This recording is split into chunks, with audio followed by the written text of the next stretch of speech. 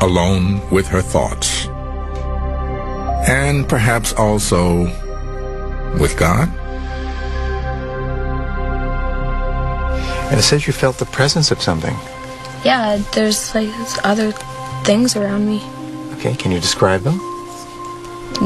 They were just bodies of nothing, not doing anything, just chilling. How many were just chilling? She actually counted them. You see her move her hand? Yeah. She was actually recreating it. Yeah.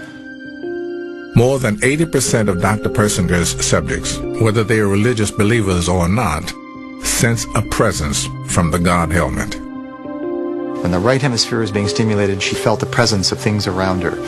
5 entities that were faceless. I couldn't see, like, down. My body was, like, up more, so I could only see, like, above. Oh, above? Yeah. Okay. She had these marked, intense feelings of visual sensations in always the upper visual field. Did you notice that? That's typical of the temporal lobe being activated. I see you checked here that the experiences did not come from my own mind. Can you describe that? I was, like, watching myself. So it wasn't me feeling like I was watching myself lying on the road. I feel like my head was attached to me. You felt like what? My head wasn't attached. Okay, so you felt like your head was detached and somewhere else. Yeah. Okay. Now, it says you saw vivid images this time.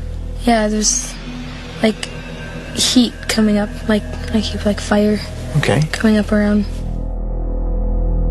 Which one did you like the best, the first or the second? First one. You like the first one? Okay. The one. I want to float again. That was cool.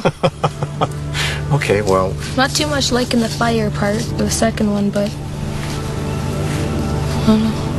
First one was awesome.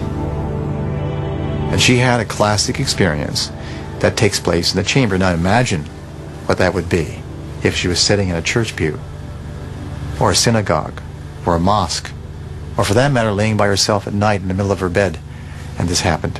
Can you imagine how she would label it and the impact it would have on her entire life? There we go.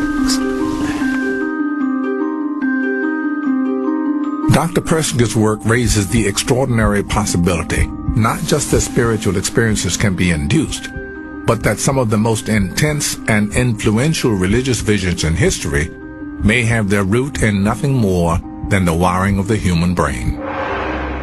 Abraham, Moses, Native American shamans. Almost all religious leaders and spiritual guides have attested that they were struck by vivid and thunderous messages from the Creator himself. In the history of religious experience, many of the great religious thinkers have electrical lability in the temporal lobe. Luther, as you know, who started Lutheranism, was struck by lightning. These are brief events that have powerful impact on people during those critical times of their life. And really the great challenge to science, and this is the exciting part, is not so much the fact that the brain's generating the experiences, is what are the stimuli? You've seen a few examples of the crude stimuli when we apply magnetic fields, but what about natural stimuli?